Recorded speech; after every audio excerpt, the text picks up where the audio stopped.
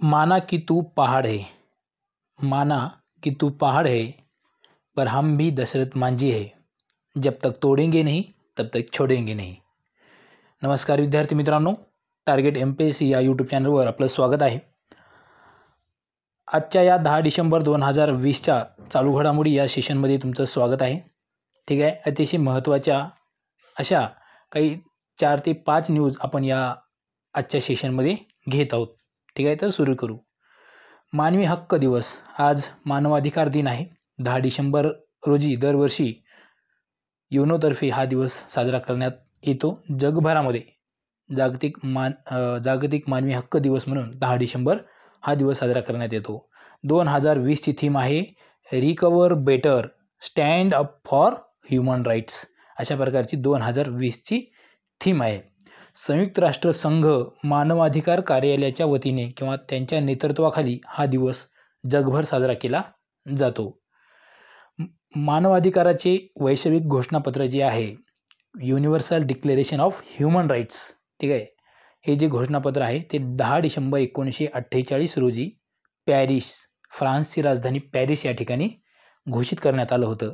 आणि म्हणून त्या दिवसाची आठवण म्हणून 1950 पासून दरवर्षी हा दिवस 10 डिसेंबर हा दिवस मानवी हक्क दिन म्हणून जगभर साजरा केला जातो. हा दिन साजरा करण्याचं मुख्य कारण काय, तर जगातील जे व्यक्ती आहेत, जी प्रत्येक माणूस आहे, ठीक आहे, प्रत्येक व्यक्ती आहे, त्या प्रत्येक व्यक्तीचं सर्व स्वातंत्र्य अबाधित राहिलं पाहिजे. त्या स्वातंत्र्याला धक्का नाही लागला पाहिजे. स्वतंत्रपणे त्या व्यक्तीला जगता आलं पाहिजे.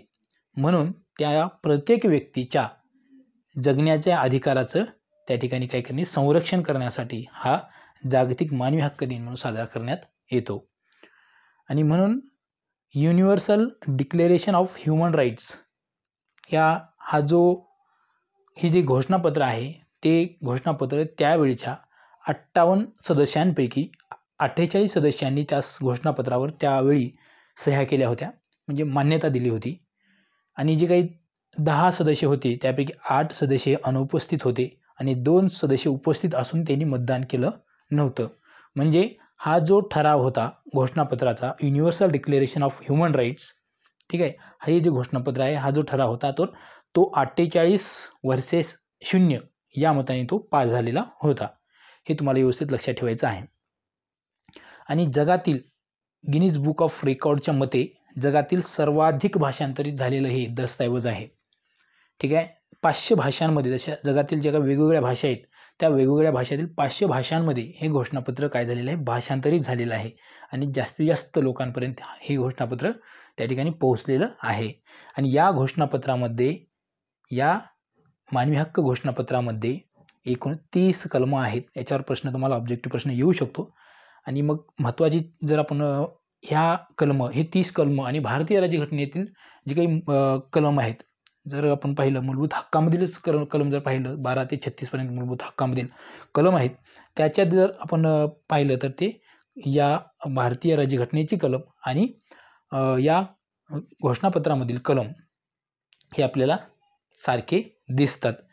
तर सर्व व्यक्ती स्वतंत्र व सर्वांना समान प्रतिष्ठा अशा प्रकारचं कलम कितवं आहे, तर भारतीय हे या ठिकाणी घोषणापत्रामध्ये, वैश्विक घोषणापत्रामध्ये 1 नंबरचं कलम भारतीय राज्यघटनेमध्ये त्या ठिकाणी 14व्या कलमामध्ये आहे. त्यानंतर कोणताही भेदभाव करता कामा नये. हे कोणताही भेदभाव करणे वैश्विक घोषणापत्रामध्ये 2 नंबरला आहे, तर आपल्या भारतीय राज्यघटनेमध्ये 15व्या क्रमांकाला आहे. ठीक आहे, जात, धर्म, वंश, लिंग आणि लिंग यावर आधारित कुठल्याही व्यक्तींमध्ये आपण भेदभाव करणार नाही, शासन भेदभाव करणार नाही, राज्य भेदभाव करणार नाही, अशा प्रकारचं कलम आपल्या भारतीय राज्यघटनेमध्ये 15व्या क्रमांकावर आहे. आणि इथं 2ऱ्या क्रमांकावर आहे जगण्याचा हक्क. जगण्याचा हक्क आपल्याला कलम 21 मध्ये दिलेला आहे.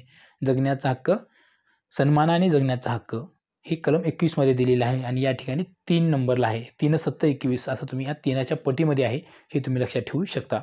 गुलामगिरी आणि गुलामांचा व्यापारास मनाई अशा प्रकारचा कलम 4 इथं आहे. तर आपल्या भारतीय राज्यघटनेमध्ये कलम 3 त्या ठिकाणी दिलेला आहे. कलम 23 मध्ये दिलेलं आहे. कलम 23 मध्ये ते दिलेलं आहे. क्रूर अमानुष वागणूक देता कामा नये. प्रत्येकाला कायद्याच्या दृष्टीने माणूस म्हणून मान्यता देणे.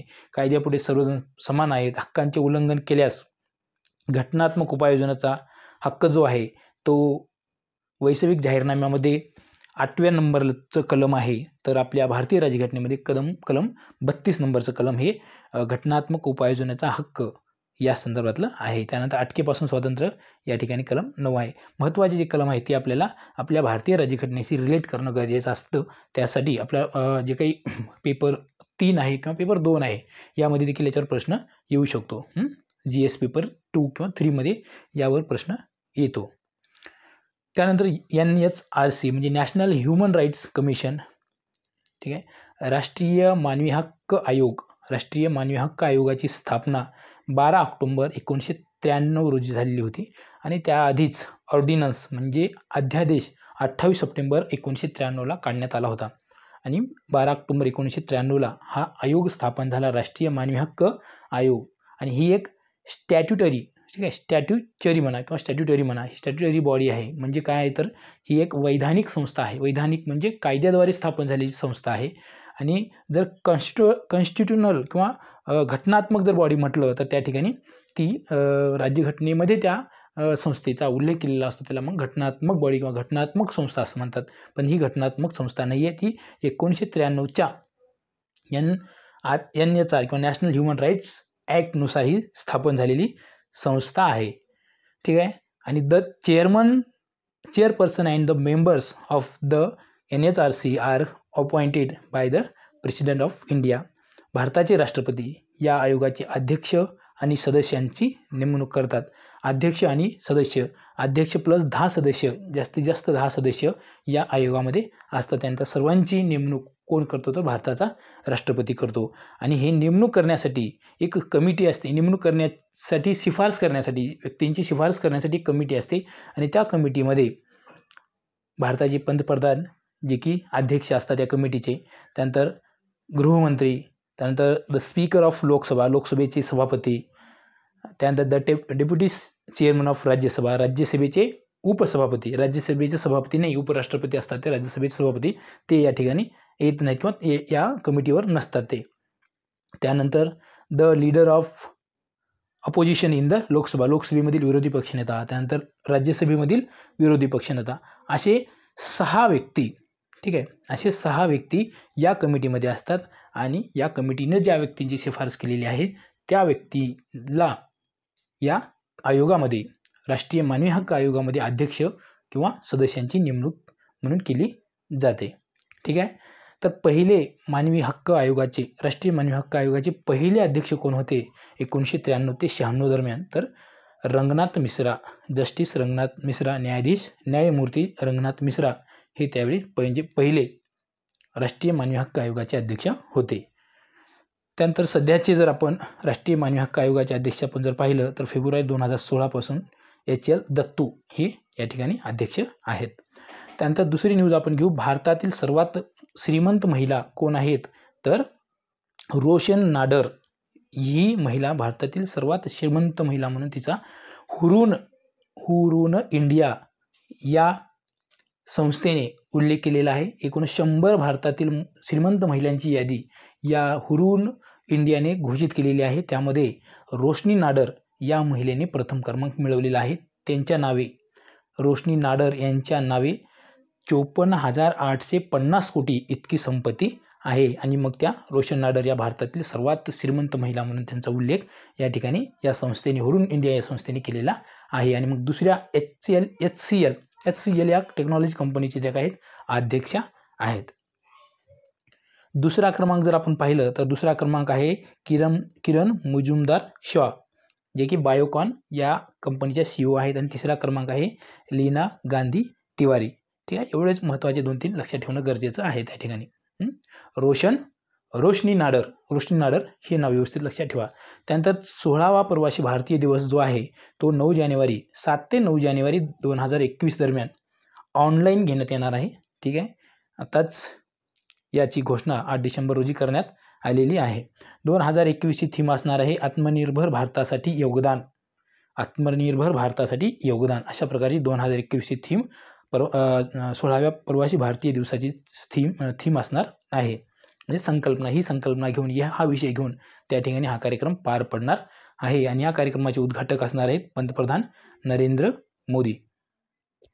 दिल्ली येथे हा कार्यक्रम होईल. 9 जानेवारी 1915 गांधीजी दक्षिण आफ्रिकेतून मुंबईत आले होते. ठीक आहे, दक्षिण आफ्रिकेमधून ते मुंबईत आले होते आणि त्या दिवसाची आठवण म्हणून, त्या दिवसाचे एक स्मरण म्हणून आपण 9 जानेवारी हा भारतीय प्रवासी दिन म्हणून साजरा करतो 2003 पासून.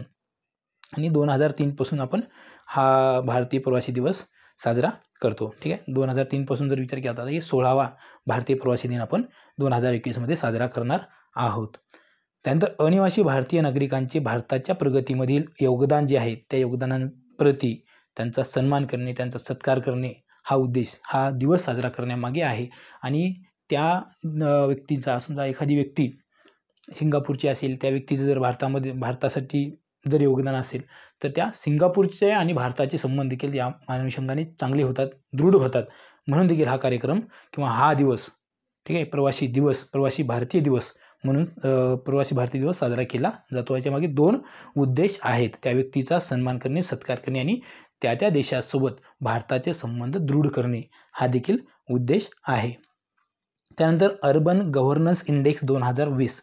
हा अर्बन गव्हर्नन्स इंडेक्स 2020 म्हणजे काय तर बघा, जे काही शहर आहेत, शहरामधलं जे स्थानिक प्रशासन आहे किंवा स्थानिक त्या ठिकाणची परिस्थिती आहे किंवा त्यांचं गव्हर्नन्स आहे, हे गव्हर्नन्स कशा पद्धतीचं आहे यावर आधारित प्रजा फाउंडेशनने एक निर्देशांक किंवा इंडेक्स जाहीर केलेला आहे. आणि त्या इंडेक्सच्या मते ओडिशा या राज्यामधील जे काही सिटी आहेत, शहर आहेत, तेथील प्रशासन उत्तम आहे.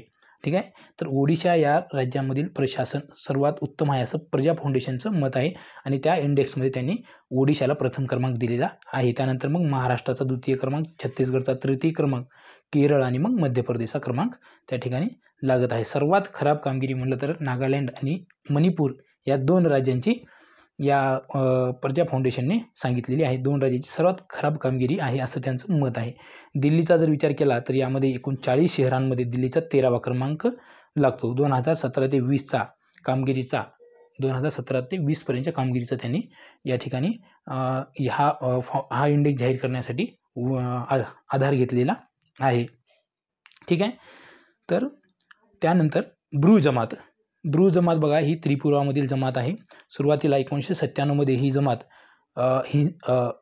मिझोराममध्ये होती, पण मिझोराममध्ये मिझो आणि ब्रू या 2 जमातीमध्ये त्या ठिकाणी हिंसाचार झाला आणि तिथून जवळपास 36,000 ब्रू लोक हे त्रिपुरामध्ये येऊन स्थायिक झाले 1997. आणि मग तेव्हापासून या ब्रू जमात चर्चेत आहेत. आता जानेवारी 2020 त्या ठिकाणचा एक त्यांच्या पुनर्वसनाचा प्रश्न त्या ठिकाणी मार्गी लावण्यात आला आणि त्यांना सांगण्यात आलं की त्रिपुरामध्ये जे काही ब्रू जमातीचे लोक आहेत त्यांचा पुनर्वसनाचा प्रश्न पूर्ण त्रिपुरा राज्य सरकारने मार्गी लावावा किंवा त्रिपुरा राज्य सरकारने या ब्रू जमातींना शिक्षण असेल, आरोग्य असेल किंवा त्यांच्या पुनर्वसनाचा जो काही प्रश्न आहे ते व्यवस्थित मार्गी लावावा अशा पद्धतीचे एक स्कीम किंवा एक अभियान केंद्र सरकारने त्रिपुराच्या अनुषंगाने किंवा त्रिपुराच्या मार्फत या ब्रू जमातीचा प्रश्न त्या ठिकाणी सोडवलेला आहे. आणि सध्या परत त्याच्यामध्ये हिंसाचार त्या ठिकाणी त्रिपुरामध्ये या ब्रू जमाती अंतर्गत किंवा ब्रू जमातीचं आणि तिथले स्थानिक काही जे काही जमाती आहेत त्यांच्यामध्ये हा हिंसाचार परत उफाळून आला होता. त्यामुळे ही ब्रू जमात चर्चेत आलेली होती. तिथल्या स्थानिक लोकांचं किंवा मिझो लोकांचं असं म्हणणं आहे की ही ब्रू जमात जी आहे ती मूळ त्रिपुरा किंवा मूळ मिझोरामची नाही आहे, ती बाहेर किंवा विदेशी ही जमात आहे असं त्यांचं मत आहे. ठीक आहे, तर त्यामुळं ही ब्रू जमात तुम्हाला लक्षात ठेवावं लागणार आहे, कारण ही त्रिपुरा या राज्यामध्ये या ब्रू जमात सध्या अस्तित्वात आहे किंवा आहे. तिला रियांग असं देखील तिचं नाव आहे. ब्रू जमातीचं नाव काय आहे तर रियांग देखील आहे. त्यानंतर मसाला किंग धर्मपाल गुलाटी यांचं निधन आत्ताच काही दिवसापूर्वी निधन झाले. ते 97 वर्षाचे होते. ठीक आहे, असली मसाले सच MDH नाही का अशी एक ॲडव्हर्टाईज होती, तेच होते स्वतः त्या ठिकाणी. विमानात बसून आपण पाहतो, विमानात बसूनची ती जाहिरात होती. त्या जाहिरातीमध्ये स्वतः धर्मपाल गुलाटी ही त्या जाहिरातीमध्ये आपण त्यांना पाहतो. ते 97व्या वर्षी त्यांचं निधन झालेलं आहे.